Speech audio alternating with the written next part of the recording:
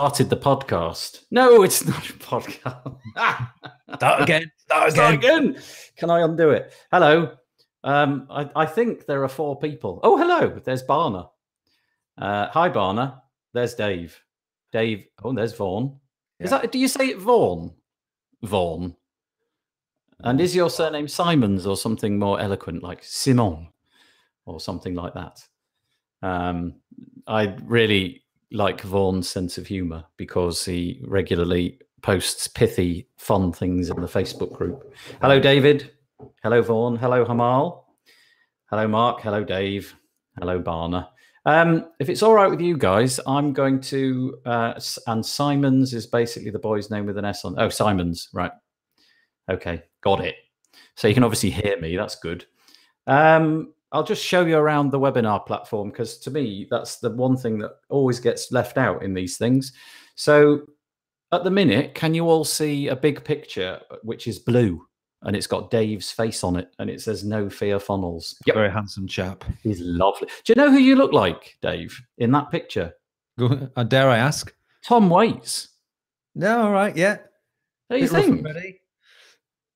Yeah, it's very blue, says Vaughan. Right. I think I had a very, very bad night out, actually, the night. Well, a very good night out the night before that photo was taken. So I don't usually show that photograph to anybody. I'll make it go all black and white. We're not going to natter on like this forever. We're just letting people join in, by the way. Okay, so let me point out, if you scroll down, you should have chat on the right. And if you scroll down, there's an area for questions underneath the actual window that you can see everything in. And my understanding is that you can type in questions as participants in this webinar, and then at some point, Dave and I might answer them, or maybe we'll just, I don't know. It's up to you how you want to do it. There's that's basically it. There are other options and things. Right. So if I do this, right, can you see me? Gorgeous. Can you see this ugly mug? And, smile of the day. Nice. Thanks, Barna. That's great. I'll move the mic. I think the mic's a bit offensive, isn't it? It's a little bit on the big slightly in the way. Slightly. There we go. How's that? Is that slightly less offensive? This is a Yeti mic, and it's really nice. Very white. Oh, yeah. Am I white? Oh, the background's really white. Yeah.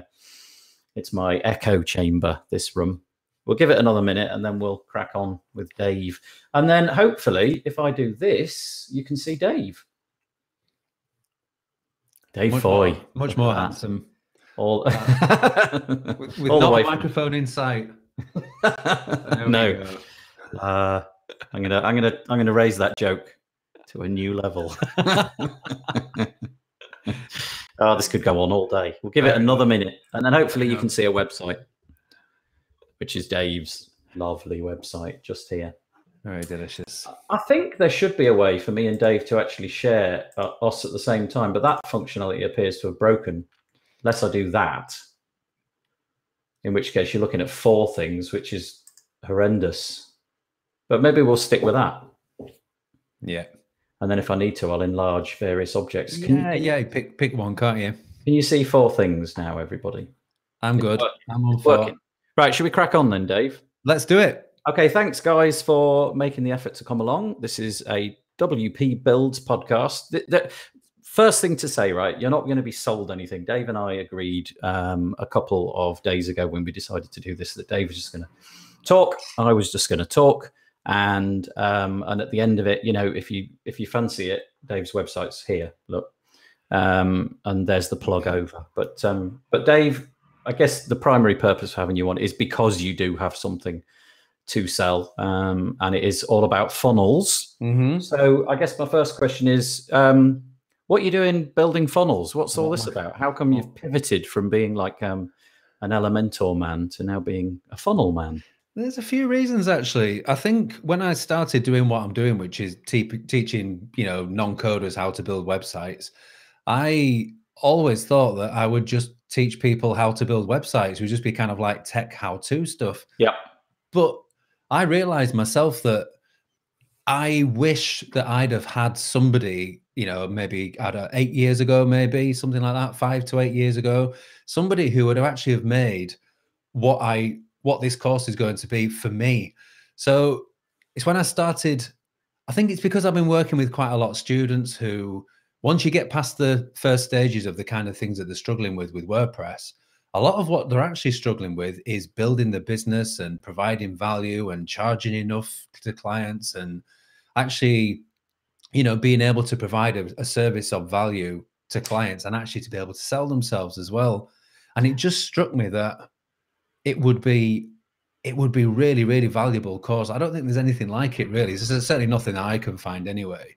Yeah. It would teach people like me who are not marketers, who are basically web designers, you know, how to do this stuff. So I'm making the course really for me and other people like me. Yep. Dave, I don't know if anybody else can hear this, but I'm getting quite an echo off your audio over the last 30 seconds or so. All right. Okay. Anybody in the chat want to tell us? No. Okay. Maybe it's just me. No, I got the headphones on as well now, Nathan. Yeah, so great. That's fine. Apparently not. I've just got a funny echo, but it's not in any way getting in the way of what I'm hearing. I'm just hearing you with a slight delay afterwards. Yeah, same here with you actually. Dave and I met with actually Barner in the same bench at the same time with Paul Lacey about 6 months ago at WordCamp in Manchester. And at that point, you'd got one course successfully out of the way using Elementor, WordPress tutorial course. And then you've done another one more recently. And obviously, you've used this kind of funnel technique. Is that your experience doing it? Or is this something you've got loads of heritage with? Because hand on heart, I know almost nothing about marketing funnels and how they work and all of that. So, you know, you could literally tell me anything and I'd go, oh yeah. Mr. Gullible. Yeah. Yeah, well, it actually started out, I mean, just working backwards. For the current business which I've got, which is teaching and selling courses, that's my business model. I started the business that I'm running now about this time last year. Yeah. Maybe slightly earlier than that, but not much. It was about sort of March, April last year. And I knew right from that point that the whole thing was going to be built on sales funnels methodology, literally every aspect of everything that I did. But the reason that I started from that, you know, from scratch rather than kind of realizing it and bolting it on later on, was because I'd used the similar kind of processes with clients as well when I was doing a lot of client work. And that came about because when I started making websites professionally, I've been building them since the sort of 90s, 97, 98 sort of time. And I know when I was a teacher for 10 years, a primary school teacher. And then when I left that, because I wanted to kind of get into tech and web design stuff, I actually remember saying to my partner, Vicky, I remember saying to her at the time, I really want to get into design, really want to get into building websites for people. I think it was the design aspect of it, you know, the creating nice things that was the real kind of driver, the creativity side of it. I am never, ever going to do anything to do with marketing whatsoever. I mean, the fact that I had to actually do anything like that, even to promote my own business, to win new clients, was painful. Yeah, really seriously, almost like a philosophical barrier. You know, a real problem with that whole aspect. I thought marketing was sleazy, and you needed to understand kind of, you know, tricky sort of sales tactics and things like that. And so I merrily proceeded to just, you know, get clients on referrals, you know, really, and just word of mouth, which was grand. You know, it was fine. It was a business, and I don't think I ever, for probably the first 4 or 5 years of actually building websites professionally, I don't think I ever seriously considered the client's results properly. Right. Yeah. And I hold my hand up. You know, it sounds awful, really, that now, but because I think the web design community is much more aware of results these days. But I think for many years, I was just, client needs website, client feels they need a website, I'll build them a lovely website which advertises their services, and that's pretty much it. And everybody seemed to be happy. And it was only It was only, I think, about 2009, 10 maybe, 2009 or 10.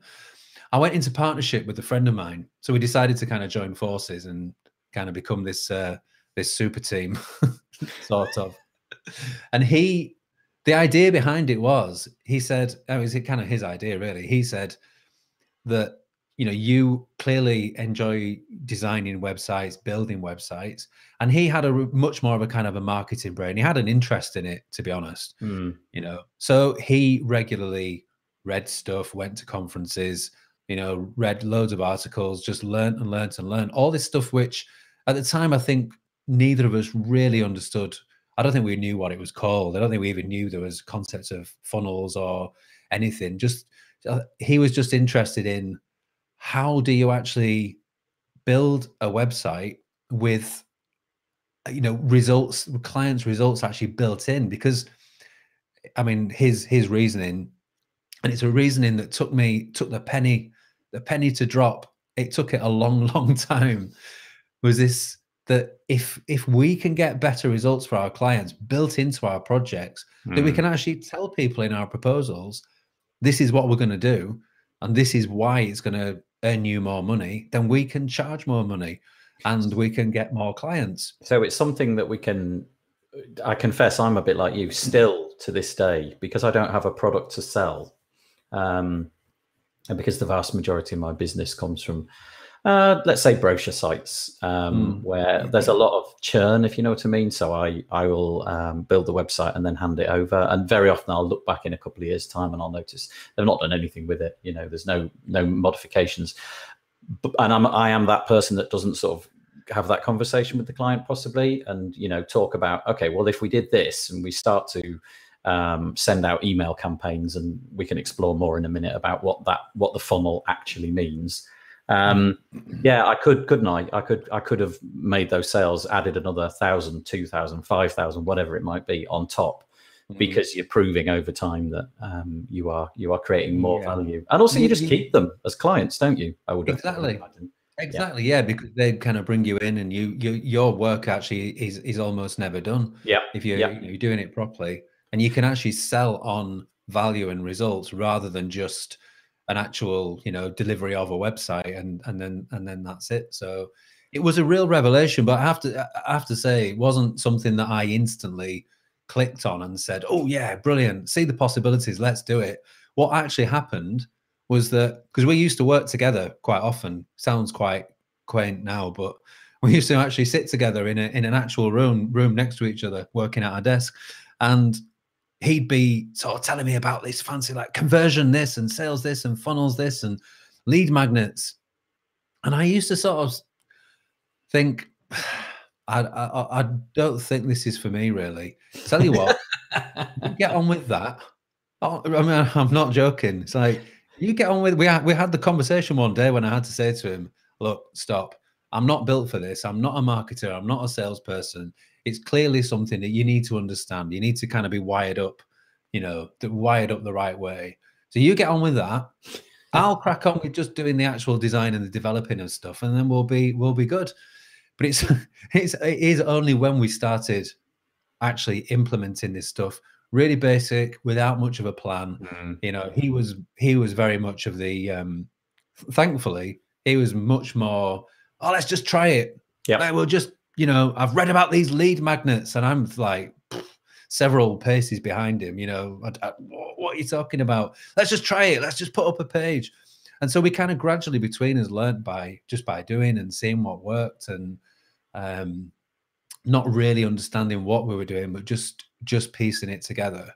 Is the premise of a funnel then, just to be clear, because it always feels to me like it's used for big ticket items, if you know what I mean. So you put out an email, let's say, and you know, it's $200, $100, $500.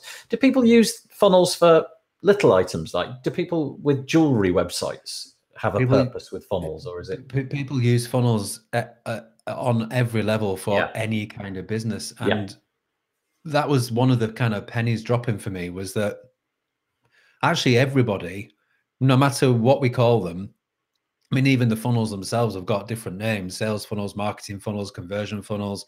But it's all the same basic process: attracting somebody and making them, but encouraging them to do what you want them to do. Yeah. That's a funnel.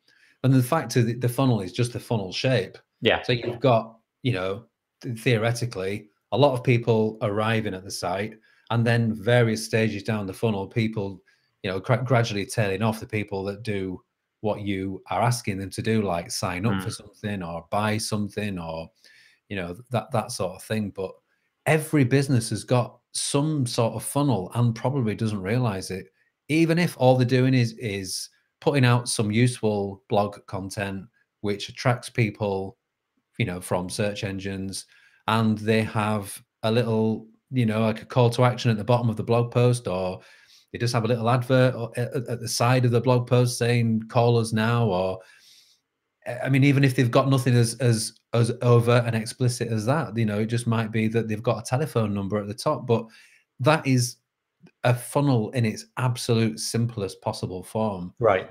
So just getting a whole ton of people and slowly whittling them down until finally you achieve whatever it is that your criteria is to achieve. For what you actually want them to do, which is usually, make an inquiry, book a service, buy a product. I mean, all sorts of things. Quite a lot of people have asked me this week: is my business, or are my clients' business suitable for funnels? Because they've read and seen online, if they've heard of funnels at all, because that's been one of the questions: what you're talking about, which I get quite often. But has been, is this appropriate? And most of the time, the answer is yes, because most businesses, even non-profits, even charities, trying to attract the right sort of person, and via a process that can be very simple or can be particularly complicated, get them to do something that you want them to do.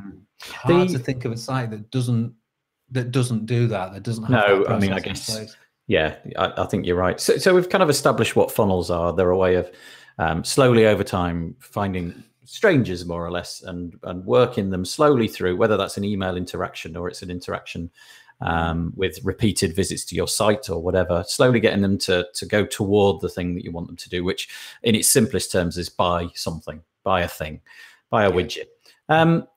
Funnels to me, because it's kind of like the new fantastic thing that everybody's talking about. There's been a lot of products built. Now, we know you for being a big fan of WordPress and a big fan of Elementor in particular, which I know that the No Fear Funnels course that we're not going to mention, there we go, uses Elementor. Have you gone through a whole raft of sort of tools in the last few years that you've sort of thought, actually, that's quite good, that's worked really well, and then finally you've obviously settled on your strategy with WordPress and Elementor? What would you recommend for somebody like me who doesn't really have a great deal of experience? Yeah, I have tended to steer away from the sort of products that are meant to be for funnels, sort of like ClickFunnels and Lead Pages and any of those sort of products that are designed for that. Partly because I've always thought, well, I can do this myself.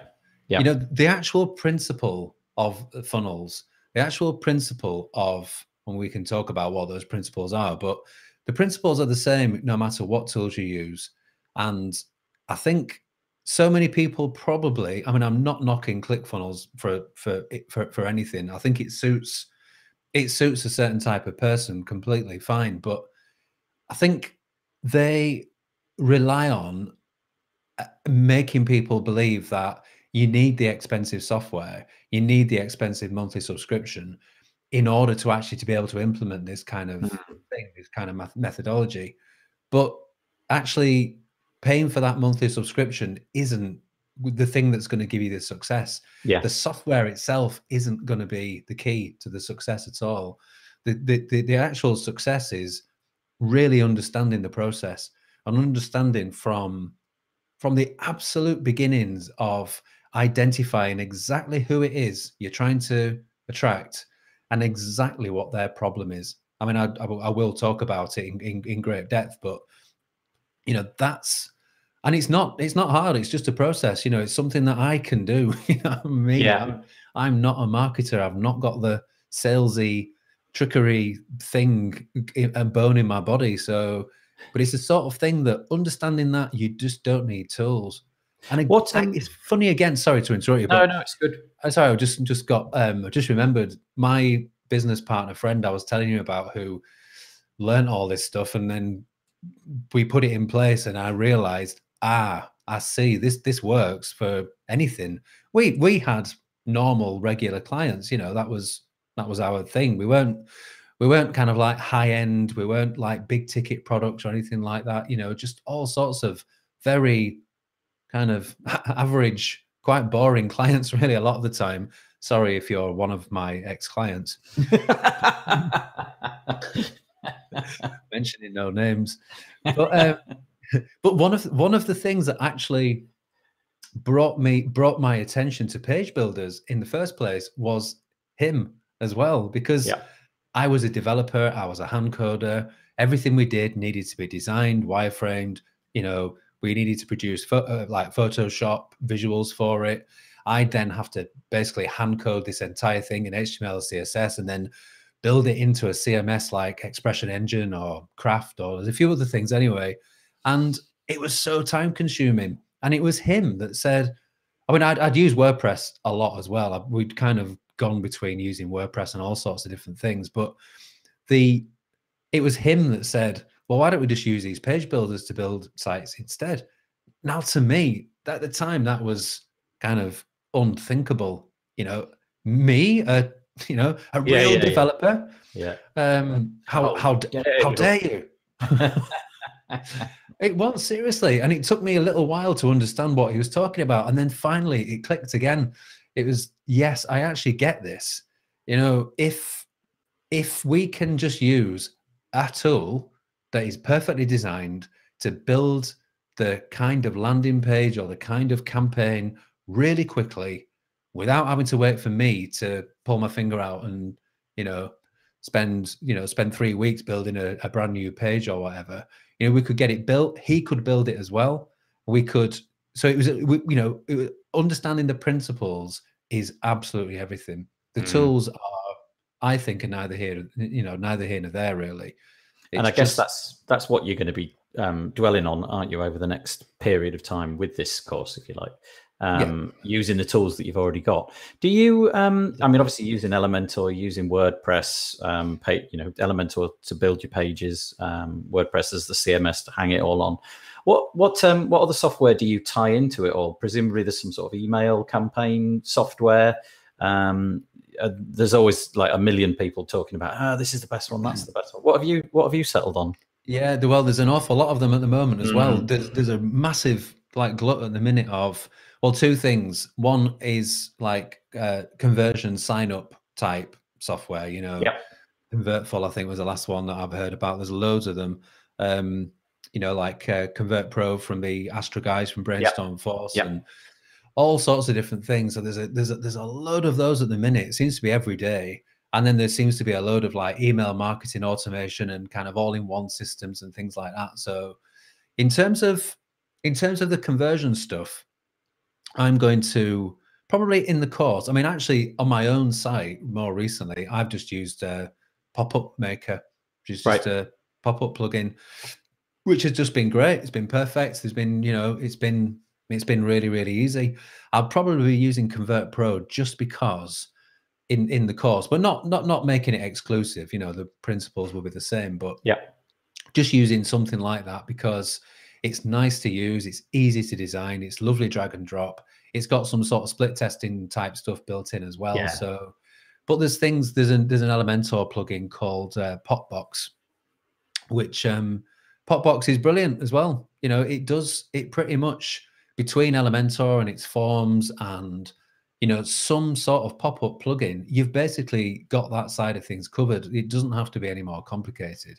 Do you go for like clever ways of, because I use Convert Pro actually on the WP Builds website. We've got basically we use it with buttons. So you have to click a button in order to get the pop-up, and the button says subscribe, so it's not, we're not trying to pull the wool over anybody's eyes. Do you use any of the tactics of exit intent and timers and all of that kind of stuff? Have you found any of that to be effective, or is it just annoying? I use timers. The only time I would use timers is actually on a sales page where there's some urgency built into it, because I mean, I learned very quickly that if you're going to sell something, there's got to be some sort of urgency, especially if it's like slightly higher ticket. It's better to be some need to be able to have to get it now rather than think about it, because otherwise people will generally think about it. But I think I think that pressure at the time when somebody's just on your site, they've just come to read the damn article that they wanted to read. I think flashing messages up in front of them and forcing them away from this and that and the other, and if they happen to accidentally tweak the cursor over slightly, it's like, wait, don't leave. Oh, well, I am leaving. I'm going to leave now. I wasn't going to, but I'm going to now. Then really did make me exit. yeah. I think that sort of stuff, you've got to be really careful, because if you're gonna get in the way of people's experience, if you've attracted somebody to a site to give them value, give them the value. There are ways of. I personally don't think that the conversion is that important, because I think you've set things on the wrong foot already. Unless the thing you're popping up in front of somebody and obscuring the thing that they've come to read, unless it's absolutely, mind-bendingly incredible, then there are much better ways to do it, and there are much kind of cleverer ways of doing it as well. So I'm not a fan, but I have in the past tested, we've done sort of split testing on, pop-up, automated pop-up after, 5 seconds or whatever, versus none. And what we found, generally speaking, is that we tried this on kind of a few pretty high traffic client sites, that if the number of conversions went down slightly, the eventual number of sales was increased. So if versus just putting putting something in front of people's faces, they kind of give you their email address, but it's probably not as good a quality of a lead, maybe because they've missed out on some of the initial nurturing, but that's what we found anyway. And ultimately, I would rather have 100 people sign up, and well, you wouldn't have this, but 100 people sign up and 100 sales than 10,000 people sign up and 10 sales. I mean, it's just a no-brainer, really. So, but sorry, go on. No, you carry on. After you, sir. I was just going to say just about the email the email app stuff as well. I personally use Drip. Yeah, it's really popular. I've never touched it, but I know that it's like everybody talks about it as being really, really legit and ever so good value for money. Yeah, I mean, it's actually not that cheap. I mean, especially if your list grows. But then again, if your list has grown and you're using your list properly and you're using funnels properly, then you should be happy to be paying for the for that size of list. Yeah, anyway. if it's paying for itself, and if it's doing all of the clever work in the background with tagging and sending out the appropriate message at the appropriate time. I think most people listening to this at some point will kind of know you from doing a couple of courses over the last year. And obviously for those, in order for them to be successful, you had to use these techniques of funnels. Is there anything, I'm just wondering if you ought to share with us stuff that you screwed up as well as stuff that went well, because that's the amount of done stuff and you thought, yes, nice one, that was so effective, and then I really messed that up. No, there's literally nothing ever goes wrong, Nathan. Anything that I do, it's just everything I touch turns to gold. It's incredible, really. God, too many. I think probably. Oh God, I'm trying to. Do you remember the webinar? I'm going to mention that one. Yeah, don't mention the webinar. Don't mention the W word. I've had the counselling. I'm good. I've found peace with the webinar.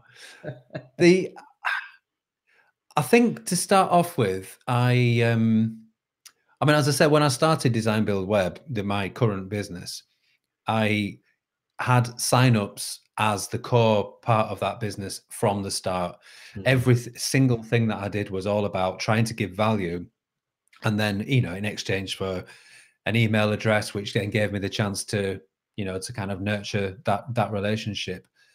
And I think when I first started, one of the reasons for getting people to sign up for anything is partly to get them on your email list, but actually they've effectively raised their hand to say, I'm interested in that particular topic.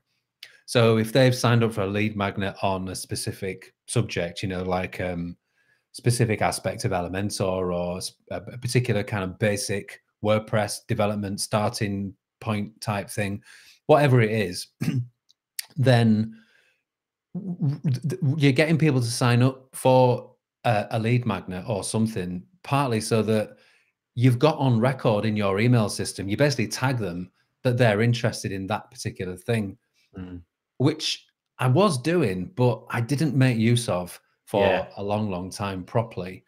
I didn't have, I think partly because I was flying by the seat of my pants with the business and just it was all completely new to me, teaching online and all, making videos and all that sort of thing as well. So I'm not too harsh on myself, but I wish I'd have had more kind of considered sort of sequences of emails based on people's actual interests. Oh yeah, It's all a bit generic. So a lot of people getting a lot of the same messages, even though they could have had stuff that was really quite tailored to exactly what they want. And of course, if you tailor, the more precisely you can tailor what you give to somebody in terms of content and emails and value, then the more successful it's likely to be. So it's a difficult toss-up, isn't it? I often think about those exact kind of things, and the same metaphor could be played out about all sorts of things in web design, not just funnels. But it's always a time element for me. It's always you could write 6 different sequences with these funnels and have it all perfectly coordinated. Going, he's expressed interest in this. She clicked on this email and not that one, and da da da da. And it's time, isn't it? And I suppose at some point you've got to say, look, this is good enough. We'll go with this, and we'll see how it goes. Yeah, absolutely. And I mean, I'm kind of backtrack slightly, but I don't want to kind of give the impression that any of these funnels need to be complicated, because they really don't. I mean, even if you're just, and I know when I first put my first homepage up, I mean, the sign up incentive was, give me your email address so that I can send you emails. It's like, that's great. I like that. It was literally just because, like, I know that even though I've actually got no content at the moment, there was no content. I hadn't actually made anything at the time, but I knew that I needed to capture emails, and I knew that I needed to do that from the start. So one of the funny things I always talk about is with my clients, they always sort of say, yeah, you want a contact form? Yeah, I really want a contact form so that people can get in touch with me. I always ask them the question, how many people do you think are going to fill out your contact form? Well, I don't know. We get about 100 emails a day, and it's nobody's ever filling out your contact form because you're not giving them anything in return. Exactly. So it proves to be. Yeah.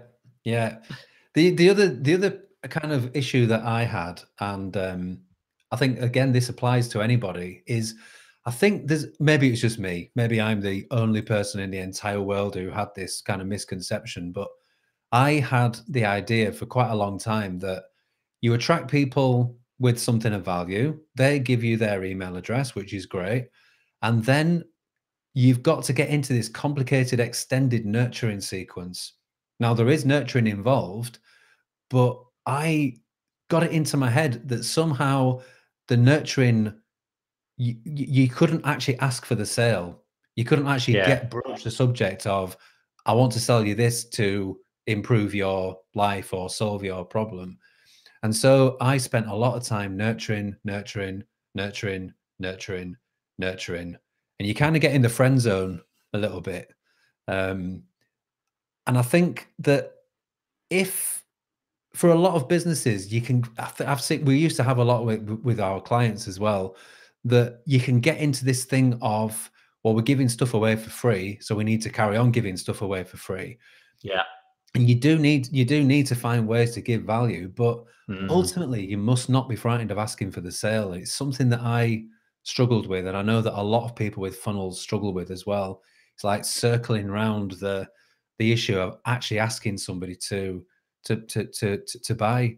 And it's not the case that everybody should, and if they don't, it's fine, just continue to give them value. But I think that was probably like one of the biggest mistakes I made with this, particular business was delaying that. So I'm exactly like that. I'm hopeless with money. I mean, you should never lend me money. You'll never see it again. I'll completely forget about it. But also, I'm not very good at having conversations around money. No. And but building a page like you've built, I would get to that point where you've got to, if it was for me, and I was asking for them, I always feel, I don't know what it is. Isn't that weird?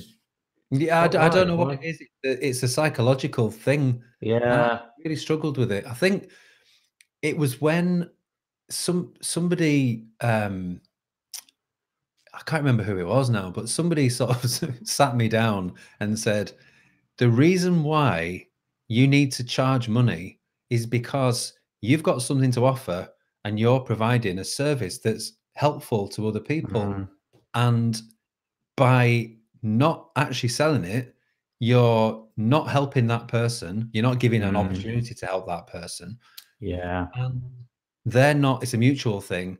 They're also able to help you continue in business and to be able to continue to help them in future as well, and to help more people. So it was when I thought the entire thing about this entire funnels, marketing, selling thing, I say on the sales page, it's for non-marketers, is because I think there's that real, with a lot of people, a real kind of fear of, or a lack of understanding of that process, Yep.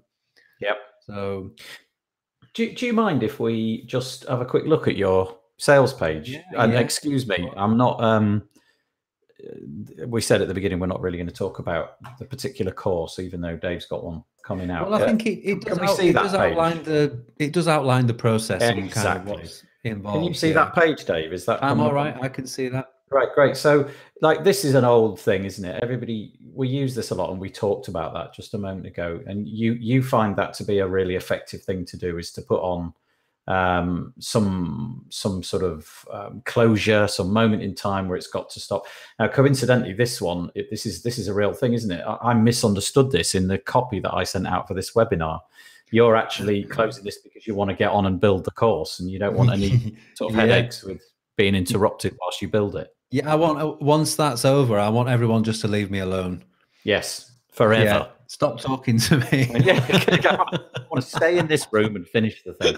Okay, so that's what that's all about, and I guess it's really cool to have it at the top. You don't provide options to take that away. There it is, and it does not follow you down.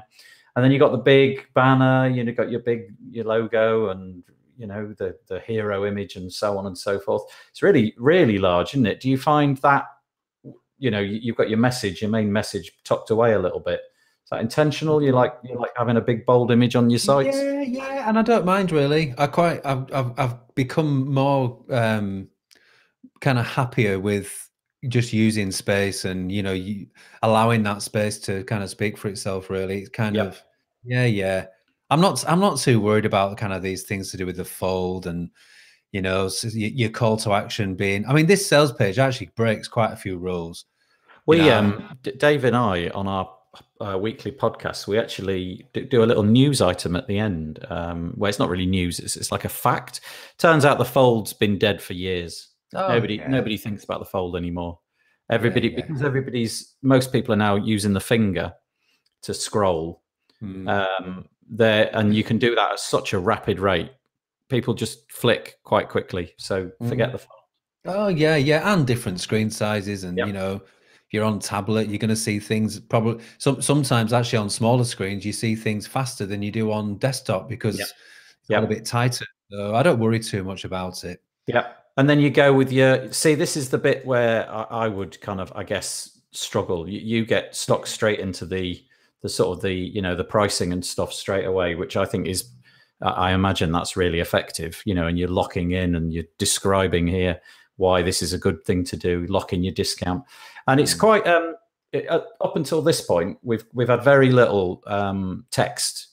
And then you transition onto sort of black and white, or, you know, your blues and whites, and then you go straight into text. You're not into video, interestingly enough, on this sales page. I have done video on this one, and I didn't do video on my other course, the No Stress WordPress one, as well. Yep. Partly because it's, but for this one, it's partly because it's a pre-sale, and I think if I was going to do a video, I'd want it to actually include, you know, footage of the actual course itself, and to kind of be a bit more value. So I decided not to with this one.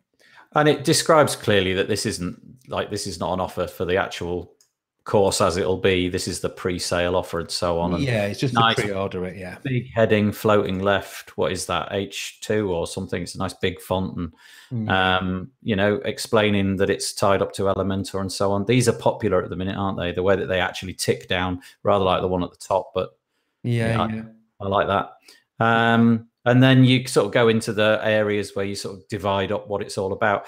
Now, we're about, according to my little scroll bar here, we're probably about a fifth of the way down. Do you go in for is there a point at which you're saying to yourself, as you're creating these pages with all the sections, there needs to be more on here? Or do you know, is there a certain length that you've discovered works really well? Or do you just keep writing until there's nothing else to say? Because a lot of these sales pages that I go to, I kind of get halfway down and I think, my God, we're on to like 10,000 words already, and I'm still only halfway down. When will it ever end?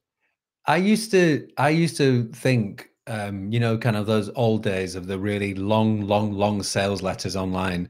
And we're talking letters, you know, there was hardly any design. It was just a long extended rambling letter. And I always used to think, you know, do these things seriously work?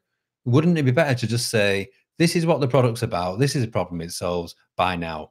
And the fact is that actually there is no one right length for a sales page or a lead magnet page. It's literally just whatever it takes. If it's right to use a few words and a few sections, you know, a few hundred words and a buy button, then definitely do that. It's structured. I mean, I will be talking about it in the course about constructing sales pages, but it's definitely there for a reason. Every part of it is there for a particular reason, kind of taking people through a very kind of specific story and process. And I suppose if at the very, very start, you're kind of hooked in, you know, the headline actually speaks to you, it actually kind of identifies your problem, and you're kind of hooked in fairly soon, then you probably will then follow and read on and follow that, you know, follow that story. So yeah, so it's this, I would say this particular sales page is actually as long as it needs to be. I probably couldn't cut anything of it out. So yeah, it would be tricky. It's nice, you know, at the top you explain about you know, what is the course itself, so you describe it in detail, and I guess that could fit any sales funnel, not just the course that you're selling, and then you describe what the sort of, so this is the sort of the meta language, if you like. What is a sales funnel for those people who have been interested in what your course is, and now what is a sales funnel? This is a thing which sort of speaks to me. I do like the reverse sell, if you know what I mean, where you talk about the things that you don't like, that you're not going to do. Yeah. I find that to be really powerful in just about everything, you know, whether it's courses or plugins. If you tell me what it can't do as much as what it can do, I do like that. A lot of that stuff is just about identifying potential objections. Yes. So that's the thing. And again, it's not sleazy. It's not like a kind of a trickery thing. It is just literally, if you know your customer and you know you know, what they struggle with and what the problems are, there will usually be some sort of logical, because we basically buy on, you know, we just buy, we don't buy on logic. We don't buy anything on logic at all, really. But the logic kind of does come in at some point. So there will be objections. And it's just about identifying those objections really clearly and answering them. Yeah. I kind of do a lot of sales pages. I would do that in one area, but on this one, I actually sort of do it scattered a little bit. So it's very clean, though. I really like it. You know, and we could go on, but I do like the idea. And then you've obviously got your sort of social proof. This is a thing which you see on all funnel pages, really. Something like this, you know, people talking about the things that you've done. And then you sort of keep going on about the sort of the scarcity, if you like, and then you got your big buy buttons at the bottom, and then a bit more nurturing who you are. It's interesting that you've put yourself quite low down. Is that it's very on purpose. Very on purpose. Yeah, and the reason for that is because I don't know if you've heard of. Well, I've seen the principle around a lot, but it kind of solidified a lot with me with discovering StoryBrand. Right. So if you kind of seen StoryBrand mentioned, but yes, the guy who kind of put the idea together, Donald Miller. Yep. His basic thing is that, and this applies to every single business on the planet, is that the classic sort of story structure. We talk about storytelling a lot in marketing, but classic storytelling structure is it is a structure that everybody understands across the entire world. You know, it's if you follow the basic story structure, then most people universally will understand what you're trying to tell them. And in every story, there is a hero, and that hero of that story is actually the customer. So they're the people that your customer is the person who wakes up in the morning and has a problem, and their world completely revolves around them. So what you are as the business who are going to solve their problem, or you're promising to solve their problem, you're the guide. So every story, literally every successful story has a guide that comes in to help the hero. It's somebody that's done this before, they've followed that path before, they have experienced your problem before, and they've found a way, to solve it. And so if you basically, if you position yourself, a lot of businesses make this mistake. So many businesses position themselves as the hero. So, in this case, it will be putting myself and my story, and that would be putting me at the top of the page. But I'm just the guide, not the actual hero of the story. So it's there for a very, very sort of specific. As I say, every single thing on the page is designed and placed there for a very specific reason. So yeah, it's that kind of marketing where you put yourself front and center doesn't really appeal to me too much. It kind of turns me off very quickly, to be honest. I wonder if that's just me. I don't think it is. I don't think it is, because if you're positioning yourself, if you're positioning your business or yourself as the hero of the story, then you're competing with the customer. And it kind of goes back to StoryBrand is a brilliant. There's a book. I can't remember how much it is, but so it's not expensive. But he talks about how it's really primal. It goes back to really kind of way back evolutionary, where we're competing for resources, we're trying to conserve calories, where all that sort of stuff, and it translates into sales and marketing really well in a way that even I can understand. I'm loading the URL at the minute. I'll put it on screen if it turns out to be the one that we want. Do you know what's interesting? And I think this speaks to me, maybe specifically to me, is I kept coming back to this bit. This is the bit where I kept finding myself when I was looking at your page. So I would scroll down, and for me, I would read this bit right at the top, and I'd get an idea of that. And then I don't know what it is about me. The icons don't grab me quite so much. What I want to know what I'm getting. So I ended up here, and as soon as this tweaks my personality massively, as soon as I see the great big lists of what I'm getting, that's where I live on this page. So I wanted to know what's going to be in module 1 and what's going to be in module 2. So I guess you've catered for somebody like me who wants to know all the fine detail, but then again, further up, you've got you've got who you are, the social proof and all of that kind of stuff. It feels to me like you've put in hours on this, but did it? Oh, and then of course your Q&As, your frequently asked questions, which sort of rounds out the page. How long after all your years of doing this sort of stuff, how long does it take you to typically put a page like that together? Actually, to make that page and write it and everything else is probably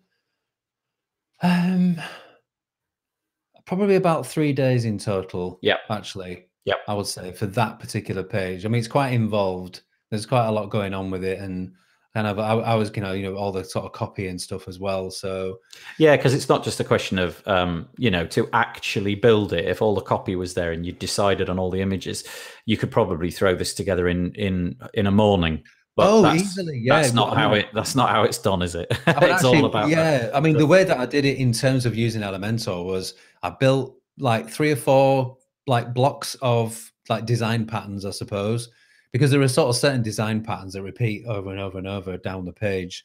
So I built those first, and then just kind of used those and repeated them, and kind of built it up in blocks. But it was, the initial design and the writing and all that sort of thing is probably time consuming. But yeah, I did have it's very meta. I'll be kind of like made that page based on a framework, and I kind of teach that same framework in the course as well. So yeah. Well, no, I think that's the idea, isn't it? Yeah, it's like Inception. Yeah. Is this is one, I think one last thing before we round out, because we've got 51 minutes. By the way, if there's anybody still on this call, and there's 7 people at this point, please put some questions underneath, and I'll stick those to Dave in just a minute. There's one question hanging out there at the moment, and we'll get that to Dave in a minute. But last question from me is, do you find something uniquely cool about Elementor, or do you think you could anybody wanting to do this stuff could pull it off with Beaver Builder or Divi or whatever other page builder they're using? Yeah. I mean, the actual tools, the actual design tool itself, the means of creating the actual assets, the pages, the landing pages and things doesn't really matter.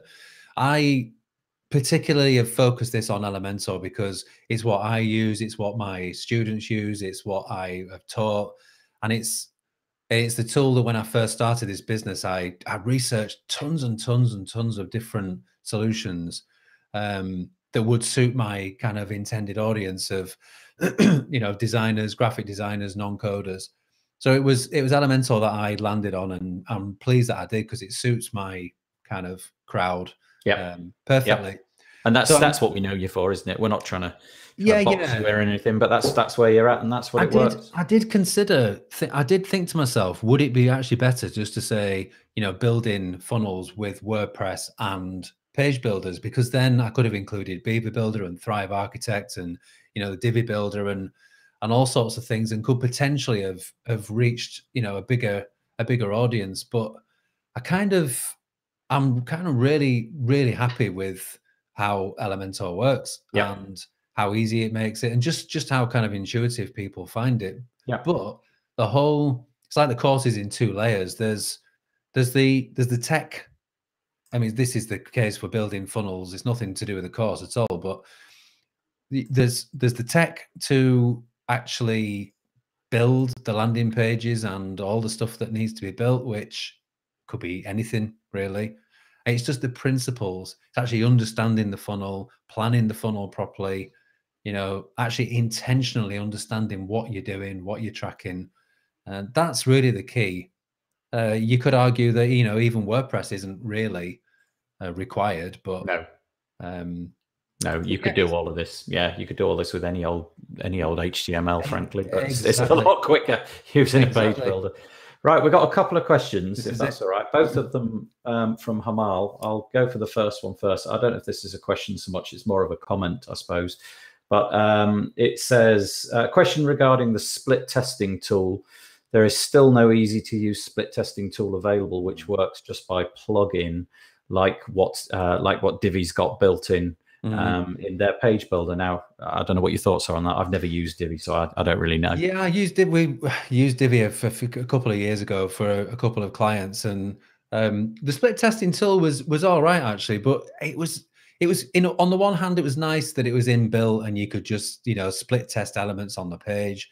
It was all there, but it was ultimately quite lacking. I thought it was one of those things that was, because it was bolted on, it kind of wasn't really doing. It was quite nice for very, very quick. I find it might have improved since, I don't know, but it was very good for quick sort of eyeball.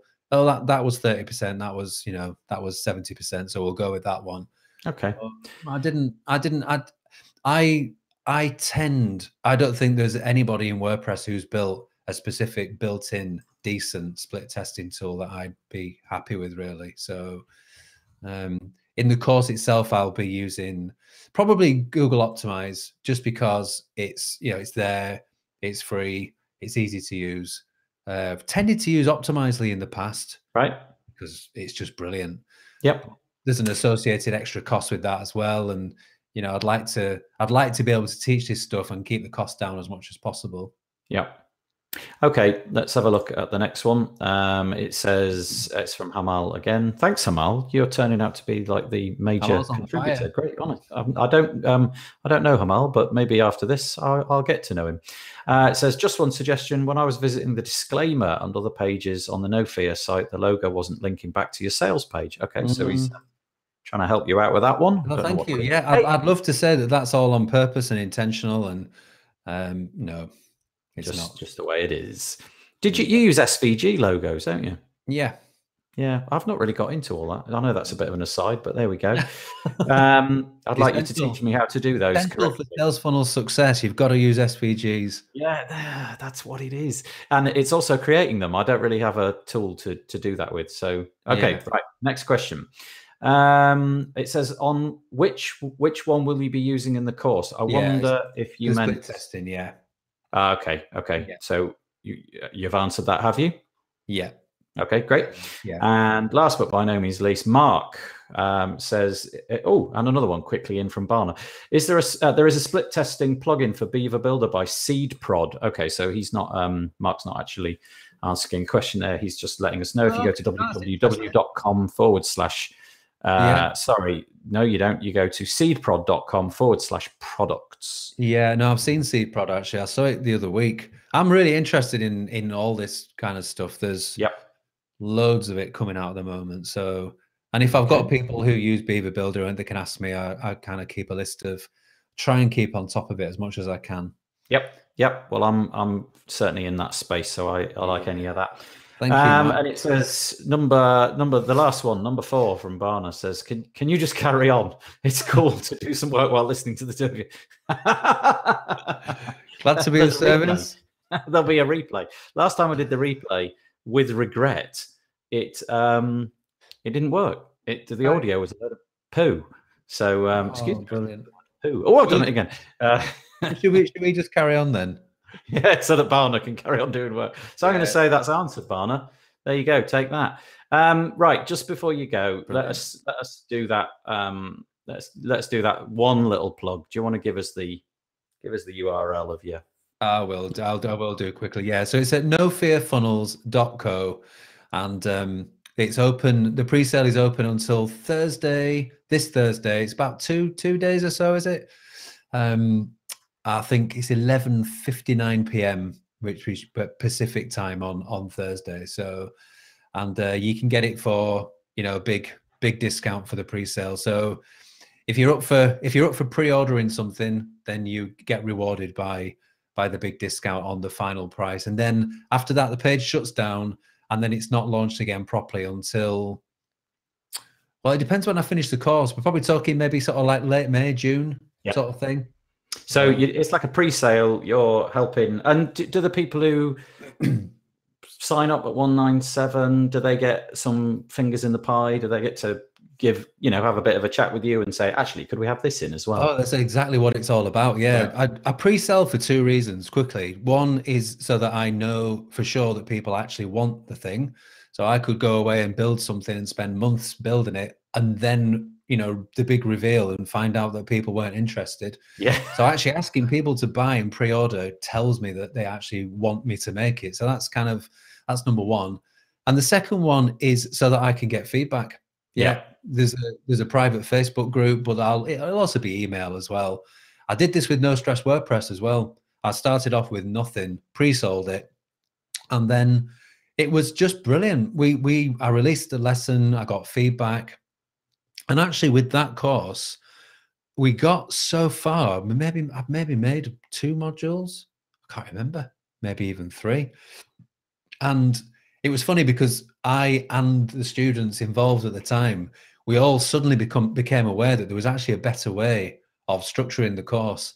Yeah. It's I'd started off all guns blazing, doing it one way. I've learned a few things since then, but I'd gone all guns blazing, doing it one way, and then, realized there's actually a better way of structuring this. And I've only realized this with your feedback. Yeah. And also, you got the Facebook Live sessions. You can contribute, get feedback on the course. And Dave's course he sweats the detail, shall we say. He makes a big effort. So go check it out. Sweaty courses. We'll knock it on the head there. Hamal's put a question in, but because we said we'd run to an hour and we've just gone over an hour, we'll stop the broadcast, but maybe Dave can stick around. Put a little answer in that box for you, Hamal. So thanks for watching. I think there'll be a replay. Thank you very much. Nice one, Dave. Thanks. And you, Nathan. Some beers. Excellent. It's been a long time coming. Yeah. See you soon. See you later. Bye. Bye.